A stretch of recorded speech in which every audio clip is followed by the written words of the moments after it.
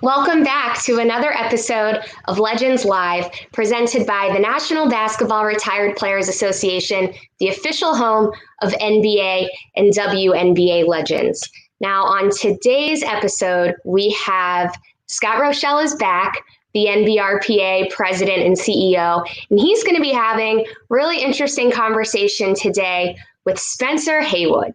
Now, not only is Spencer the former chairman of the NBRPA board of directors, he's an Olympic gold medalist for Team USA, an NBA champion.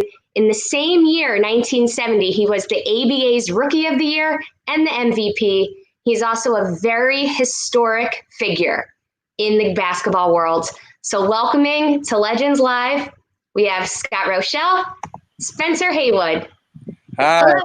Hey. Hey. Well, boy, Spencer, it's good to have you back. Good to be back. It's good to have a conversation with you. As Bridget said, my name is Scott Rochelle. I am the president and CEO of the National Basketball Retired Players Association.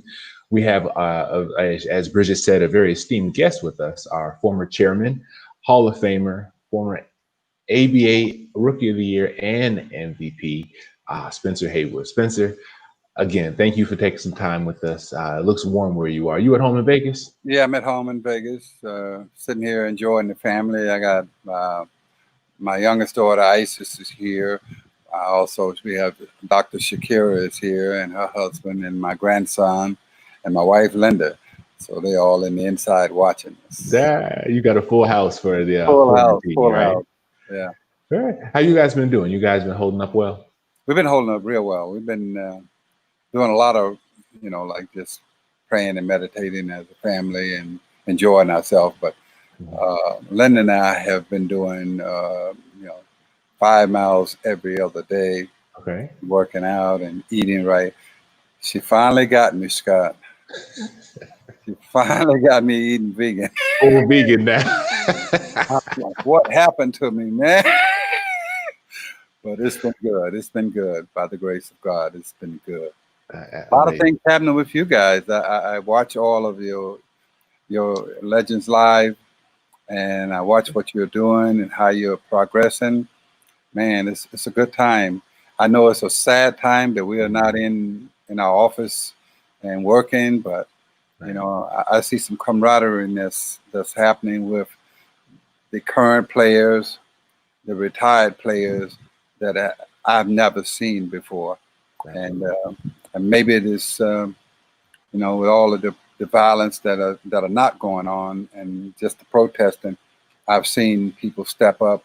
Like Michael Jordan just announced that he was going to be doing $100 million for, to help charities. So I got to remind him that we are a charity. That's absolutely right. And that, we have thousands of players that can go out and do this work in the neighborhoods and put on camps and do all of the things that we need to do, and mental health as well. And maybe we should apply for some of that money, Mm-hmm. No, for sure. Start. I had made up my mind before I came on there with you that I would speak to him, about that. And I'm sure he will, come our way, because it's a time for us to blow up legend, No, for sure. And as our former chairman, and someone who stays involved with us and still doing so much with us, I appreciate you thinking about us in that way. When former players give back, I think there are too many times when we don't bring up the fact that we are a 501c3 and we're doing so much work in the community. We support our players. We do so much in transition work, but the communities, the 12 chapter cities, the people who are boots on the grounds there, they could take that support and really spread it out and do a tremendous job with it. So I appreciate you thinking that way for us.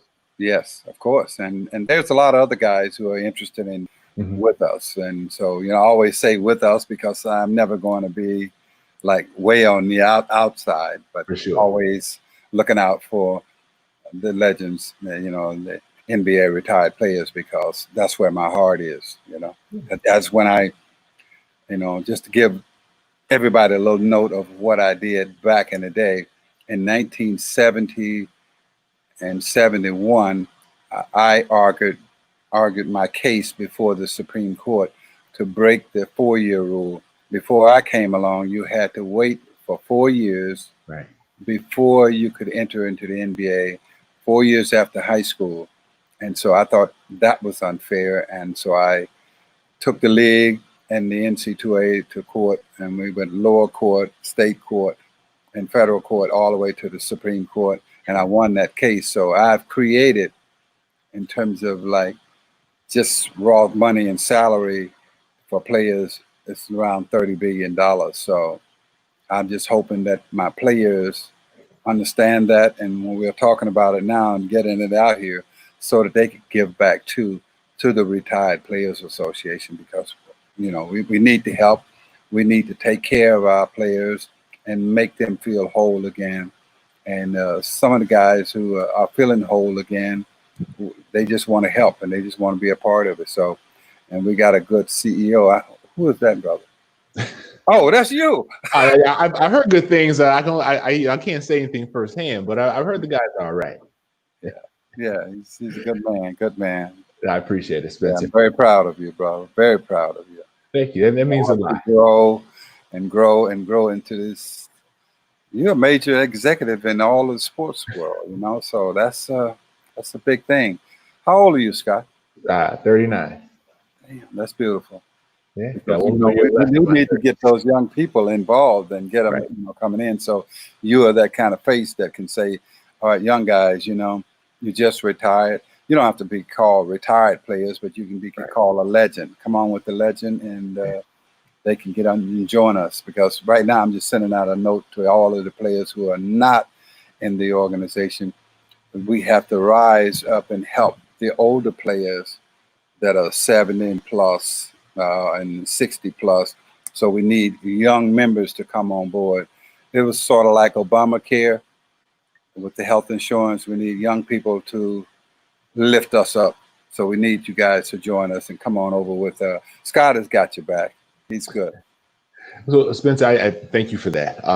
Let's talk a little bit more about that. You've been leading in the player space ever since you first trying to get into the NBA, and now as a retired player. How important is it for you to have your voice heard, with whether it be for the retired players now or the active players who are still learning the impact that you had? Well, it's very important. We have one thing that's coming around September. We have a new book that's coming in September, and possibly the first feature film of my life. But we also have a number of other things that I'm doing, but I am going face to face to young players, and through our buddy over at the NBA, Charlie Rosenswag, I get a chance to say hello to the rookie transition program, and we get a chance to be before them, and Michelle Roberts at the Players Association. So this is a good time for us and for me to be in front of those players, because they are listening, and that's the most important thing. And they get it, and they say, wait a minute, because this is a revolutionary time that's going on in the United States and around the world. For sure. So people are now looking at these stories and say, wait a minute, I didn't know he did all of this, and I didn't know he was that kind of player until recently when Pardon the Interruption did a piece on me, Mike Wilburn and Tony Kornheiser. And then all of a sudden I'm hearing from all these young guys like, you could play. I mean, they knew, they kind of get it about the Supreme Court stuff, but I was like, you could play. I was like, yeah, I had a little taste of game. And if you remember, Scott, when I did my Hall of Fame speech, I closed this speech by saying, I just didn't do all of this stuff, guys. I had game. Right. Well, we're in the YouTube age now, so all the people they can learn about who actually had some game who could play. I've seen the footage, and trust me, I think at this point, at your young age, you could probably still go a little bit on the court. But you're tripping. 7-1. I just had you got one game left, and that's golf, right? Yeah. So you touched on a little bit the health insurance. You have been beating that drum for years.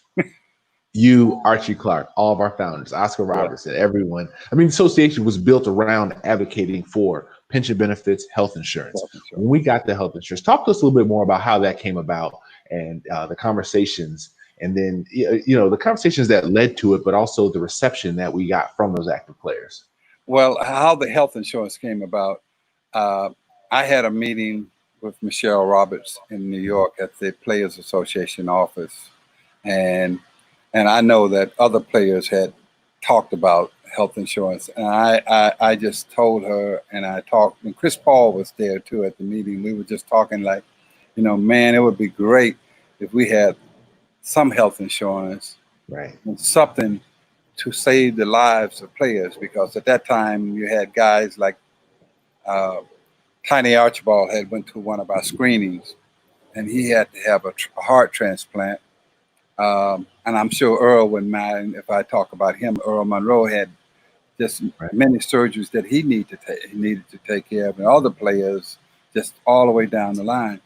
So after I talked with them, I just kind of came back home and said, well, it'd be a nice thing if they moved on it.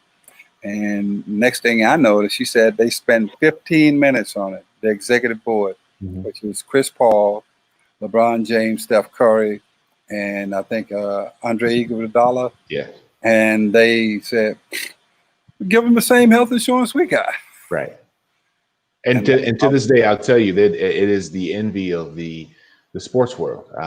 Football doesn't have this, no other retired players group has it. And so for us to be able to provide that type of health insurance, it takes so many things out of the equation to where we can actually focus in on other things. The health and wellness is handled, a career, education, all those different transitional things we can really put a lot of effort into. And so, for that, again, you mentioned Earl, you mentioned Tiny, and we've had a number of other players who've had either heart surgery. We've had a player had a heart transplant recently. Those are the things that they're changing lives for us. And so changing lives. And so I just want to say to those players, boy, you don't know what you have done, but I'm just giving you my hat off to you, because that was major.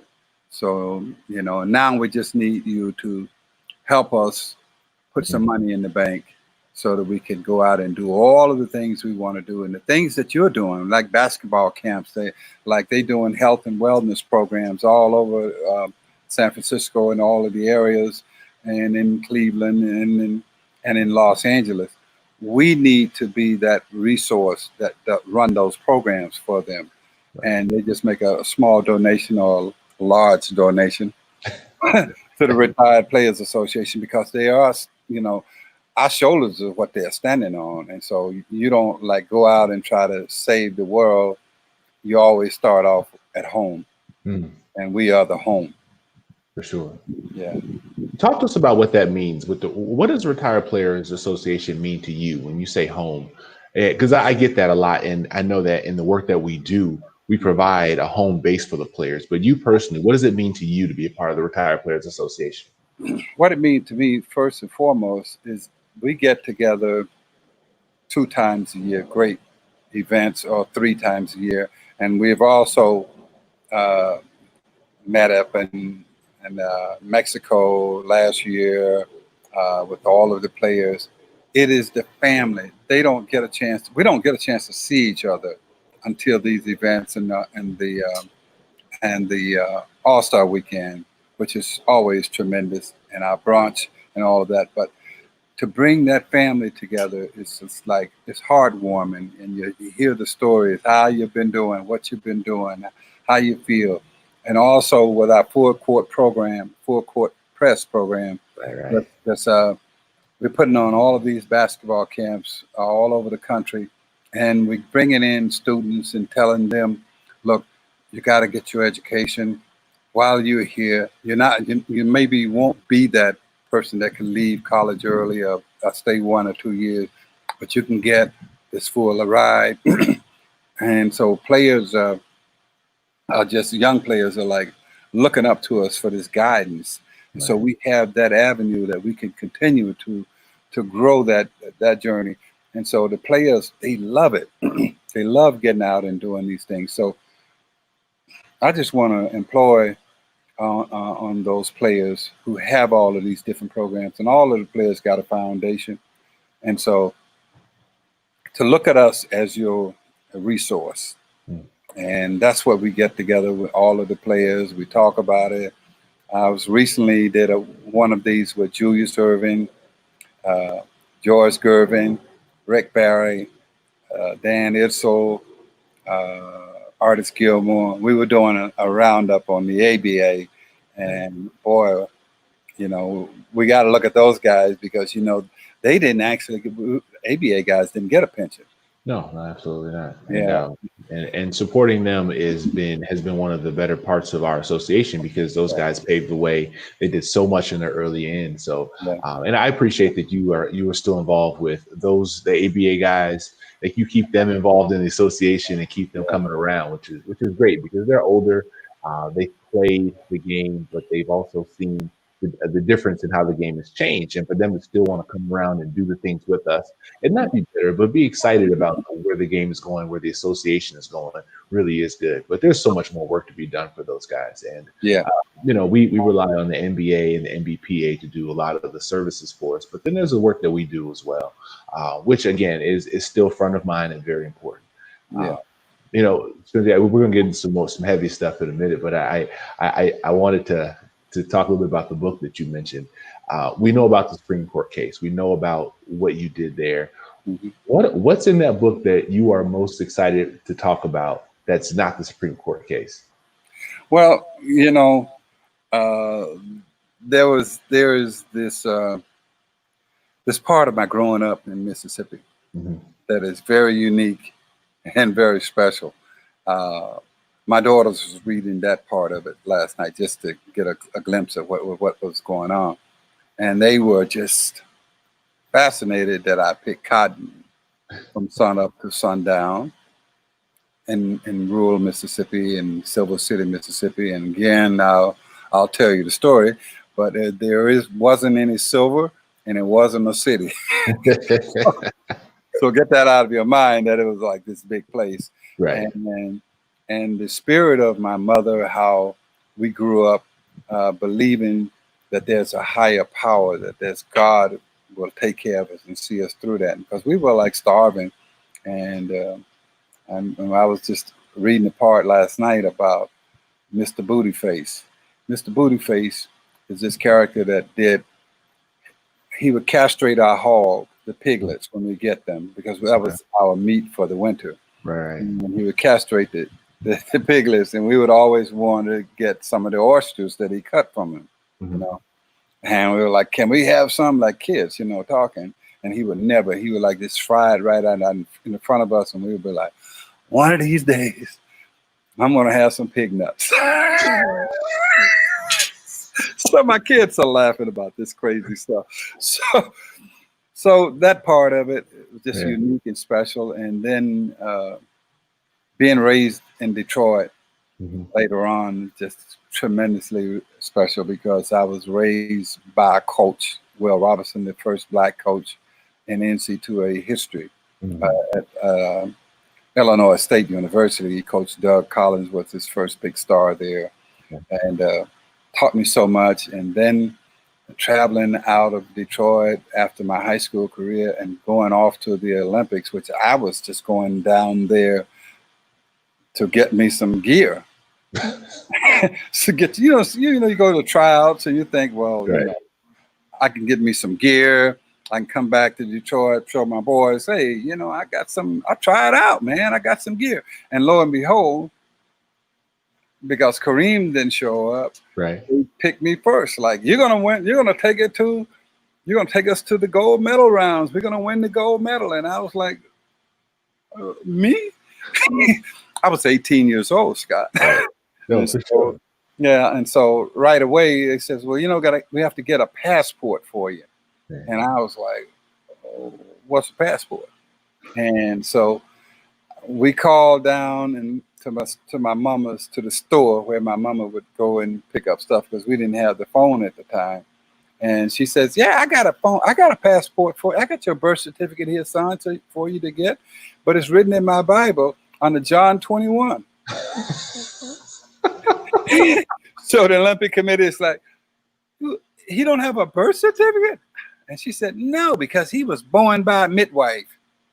and the midwife registered the babies in Jackson, but sometimes she don't get around to it.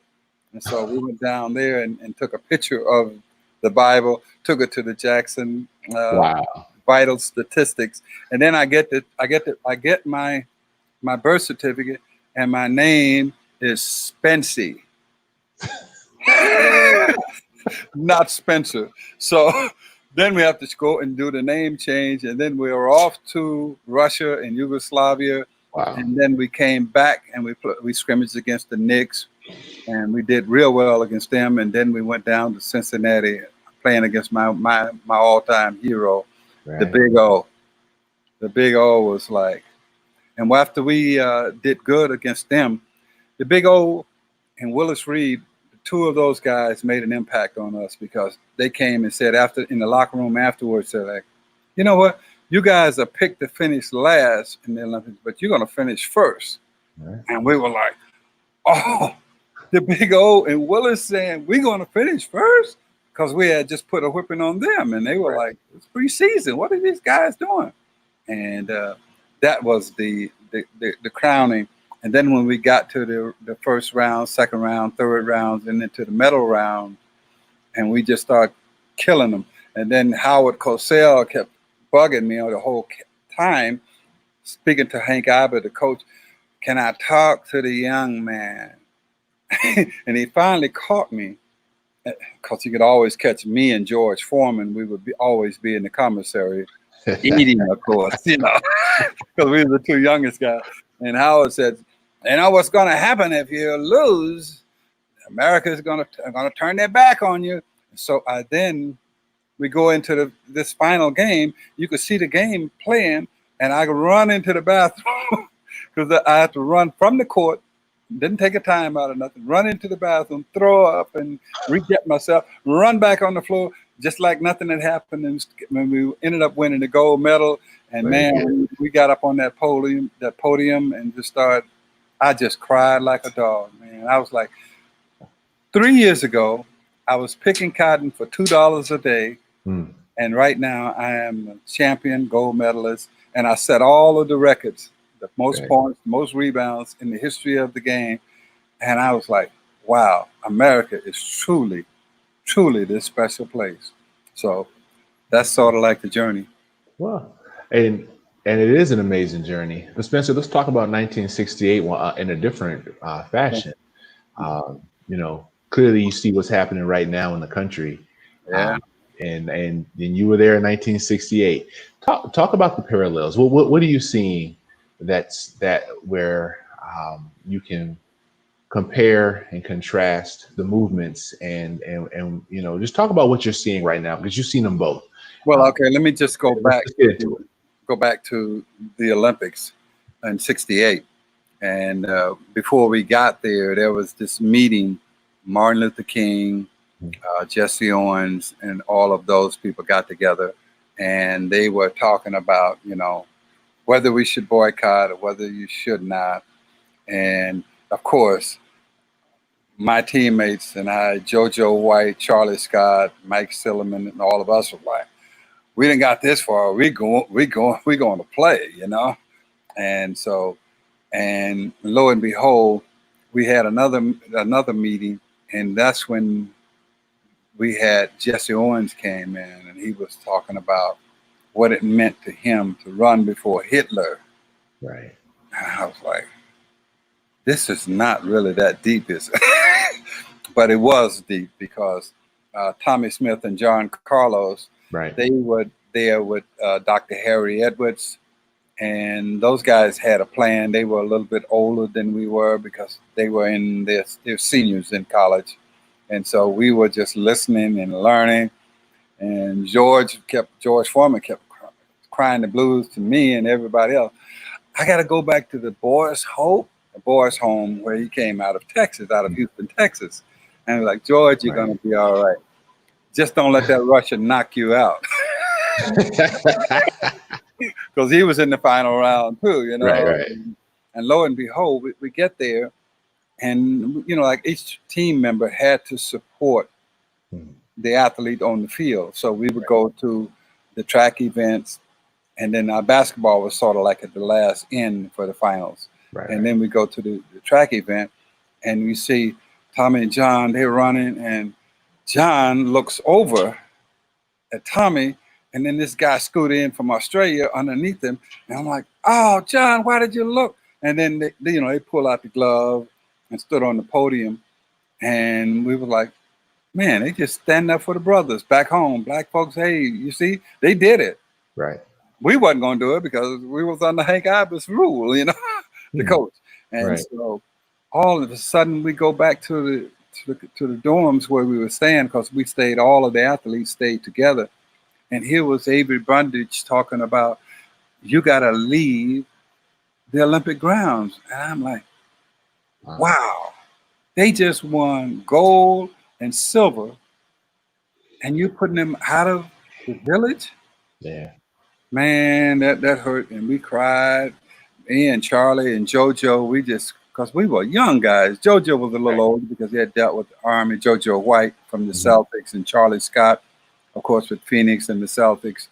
And we were just like, so, just was a different thought going on. Like, are they going to put us out if we win the gold? And it was just, and then he was threatening us, like, if you do anything, we're going to like wipe you out too, but you're going to win that gold first. And so it was just, still to this day, I feel choked up about it, because I thought that was the most unfair thing to do to an athlete after they have won the gold, did everything they do. And they were just doing, this is pre-Colin Kaepernick for the young fans that are watching. Tommy Smith and John Carlos did the black glove salute. Talk to him. And it was like to say to Black Americans that I know your struggle. We know your struggle. We didn't boycott this 68 Olympics. We went here to represent you. So for representing you, we're going to kick you out of here. And that was like a heartbreaking moment. And then we had to play the game. So that was deep. So then talk about now what it means to you to see Jaylen Brown and active players being so vocal and really laying it all on the line right now for the current Black Lives Matter movement. Yeah, well, one of the people that I met with in his rookie year was Jaylen Brown, because, Rosenzweig allowed me to come in and talk to all of the rookies. So I thought he was one of the guys that I pointed, this guy is kind of sharp. So I appreciate him. And I appreciate the players that are stepping up and just speaking out. And LeBron is one of my favorites for just speaking out and carrying on. And I appreciate just as much Adam Silver, because he don't put the kind of pressure on his players that you can't speak out of on social issues. And we're going through a social change in America now that I thought I would never see. I never thought I would see in a pandemic, this kind of marching, white, black, Chinese, everybody you can think of is in this group. And they are marching for the civil rights of blacks and brown people. I know it took the death of George Floyd to catapult it, but it's here now, and we got to get out and vote. We got to get out and vote. We got to take those state houses. We got to vote in our state legislators to try to change some things there. We got to vote in terms of all of this, because that's going to make the change. So you can march as much as you want, but you got to get out and do that last march, which is the vote. Today's election day for their Today's election day, the 9th. Yeah. Sure. Yeah. We're going to check to see if we have any viewer questions, but I did want to touch base and talk about the NBA bringing the season back and the way it's bringing it back. I know you all in Las Vegas were in the running, and I knew you were going to be excited if they came out there. You missed that one, but with Las Vegas being site of Summer League and MGM being a great partner to the NBA and the NBRPA, we're sure there will be more times out there in Vegas for you. But talk to us about the Legends event every summer too. Tell us the audience about that. No, that's we've had our Legends World Sports Conference for a number of years, and the past 3 or 4 years we've done it in conjunction with the NBA Summer League, which has made all the sense in the world because everyone in the basketball world converges on Vegas, whether it be for Summer League, USA Basketball, the WNBA All-Star Game, the team hosted there. There's so many different things there. So we'll be back to Vegas. We're still looking to do our conference in September. Yeah. If we can do it in a way that's healthy and safe for everyone. But until that time, I want to talk about the NBA. I want to talk about what your thoughts are, and then bring it back in the format they're bringing it back in. What are your thoughts on that? I like the format because, everyone is not going to be happy. You can't do it for all 30 teams. So the format they have now, we're going into Florida. It could end up back in Vegas. That's what we say back here in Las Vegas, because of course. Florida, the numbers are rising with COVID-19 again. So, and we have 5 casinos and 5 gyms here, 5 arenas here that they can play in. So, but the NBA coming back this year is giving the players a sense of pride and a sense of things that are to come, and they want to play. They passed the rules. They passed the vote saying they wanted to play in a safe environment. I'm just happy for them, and happy for the league, because as the league grows, we continue to benefit from them, because they're always helping us in every way in our licensing agreements and all of the things. So I'm just happy to see some basketball. I want to see basketball, and I want to see some people win. But should I say who I want to see win? This is open forum. You can say you can be a fan. Well, I'm a fan of all of the young guys, so I don't want anyone. Maybe I shouldn't say it. So no, don't do that, Spencer. Okay. Well, my championship came with the Lakers. Oh. They were playing very strong this year. Yeah. And I really want them to win. Right, no, for sure. Yeah. I talked to Kareem, and he was like, "We can get it this year." And I was like, "Yeah, but it's going to be tight, because that Milwaukee, his other team, they are tough. For sure. And they're deep. And so is the Clippers. You're going to have to get past the Clippers. Houston could be trouble, because they're just so weird the way they play and how they do things, So it could be interesting. It could be an interesting playoff, to see all of what's going to pan out at the end, because you had a lot of people laid off, and just not working out. And we're going to see who took care of their bodies, who took care of themselves.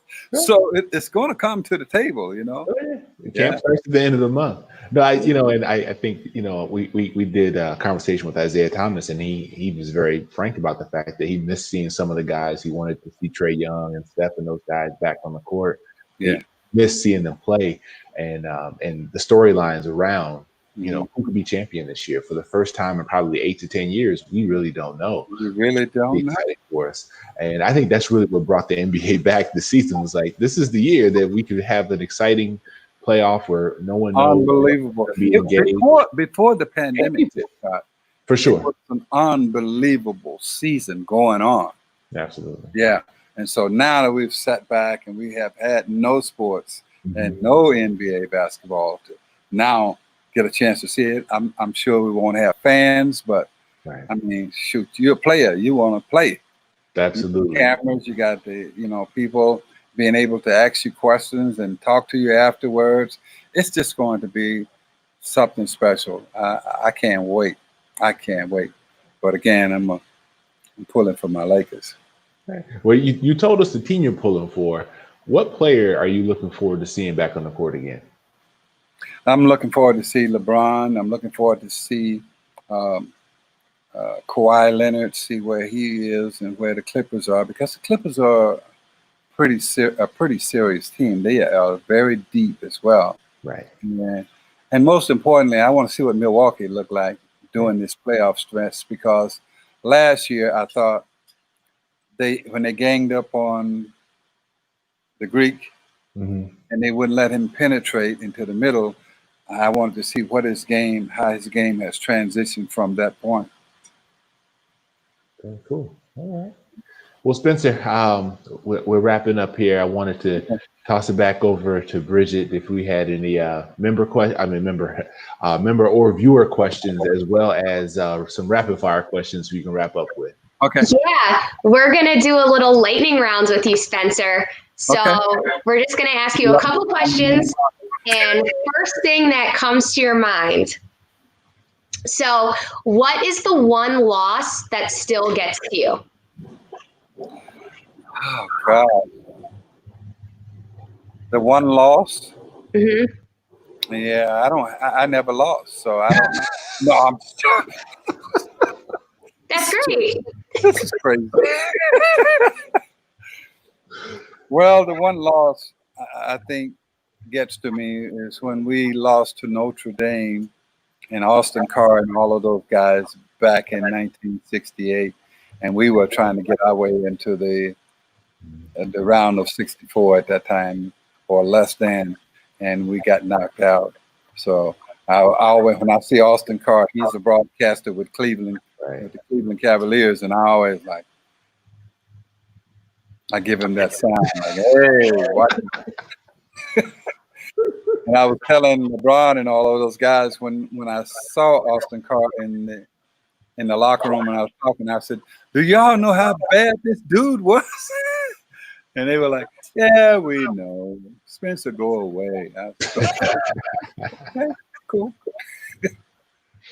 Okay, then you mentioned a lot about the players that you're excited to see back on the court. Who is a player that came after you? Maybe they're still active now, maybe they're a fellow legend now, but that you wish could have been one of your teammates? I would have loved to play with Michael Jordan, but I had some great teammates. I had Magic Johnson, Kareem Abdul-Jabbar, Norm Nixon, Michael Cooper, and Jamal Wilkes. Man, you know, how do you mess that up? I did. Yeah. It worked out well for you all as well. So yes, I think so. What are your go-to basketball sneakers? My go-to basketball sneakers. Nike. Yeah, don't mess this up, Spencer. Nike. I mean, I got on Nikes now. I mean, I'm a Nike man, and I still do work with Nike and with Lynn Merritt. Yeah, we're still working. We're still doing our thing, and usually when we have the Pac-12 tournaments, Phil Knight, the owner of Nike, would always invite me down, and we sit and talk about the old days of Nike. So yeah, Nike. Very cool. And I wear LeBron 17s, and I wear Durant's 13s. Just giving you the brand, you know. I love it. When you were playing, when you were traveling, what was the least favorite city or arena for you to play in? Buffalo. The Buffalo Braves. Because, you know, when you're flying into Buffalo in dead of wintertime, the plane always skidded on the runway. And it would be so cold in the arena. So when you got to the arena, it would be just freezing cold. And then there would be few people in there because it's so cold out and the weather was so tough. And then you got to deal with Bob McAdoo, putting up 30, 35 on you. So it was kind of a tough night. Of course, I dropped 35 on him too. There you go. Yeah. All right. And then what is your favorite basketball movie? I just saw my favorite movie, The Last Dance. That was so beautiful and so awesome. And I got a chance to look at the other players around Jordan. Scottie Pippen, God, I mean, I didn't think he was that great, but that guy is a great player and truly a special man. So I appreciate him. Well, I appreciate you doing the lightning rounds with us. Yes. So Thank you. that's it for me. Great. Thank you so much, Bridget, for the lightning round. Spencer, thank you for taking the time with us. Always a pleasure. Anytime, anywhere. When you take the time out for us, it is special. It's very timely right now to hear your voice, to hear what you have to say about what's going on now, to give the historical perspective of 1968, what you saw then, what you experienced then, and how that's given basically a blueprint for those who want to have a social justice voice today. So again, thank you so much. We'll be seeing you soon once we all get back together as a family. In the meantime, and I know the golf courses in Las Vegas have opened back up. So hello. I know you're happy there. I will give you 6 strokes. I'm gonna need more than that, but when I'm back out there, we'll definitely play around. And Spencer, thank you so much. Thank you so much. All right, Bridget, bye. Bye, Spencer. Take care. Scott, that was a great conversation. Thank you. Yeah, you know what? We never had any doubt that Spencer was going to bring it, right? No, and I'm glad that you're back and everything's great with your audio and video today. You know what? Those problems are in my past. I have upgraded the laptop. I'm ready to go. Fantastic. So right now, I'm just going to give our viewers a little peek at what's coming up later on this week. So on Thursday, Kenny Gaddison is going to have a chat with Gat with Mo Evans. So the 9-season NBA legend and former NBPA vice president, that is the Players Association for you all. He will be joining the show this Thursday, 5 p.m. Eastern, 2 p.m. Pacific, right here on Legends Live. If you would like to watch any previously recorded episodes, including today's conversation with the one and only Spencer Haywood, you can go to legendsofbasketball.com/legendslive. And as always, thank you so much for watching Legends Live today. And be sure to give us a follow on social media at NBA Alumni. Until Thursday, take care of each other and be well.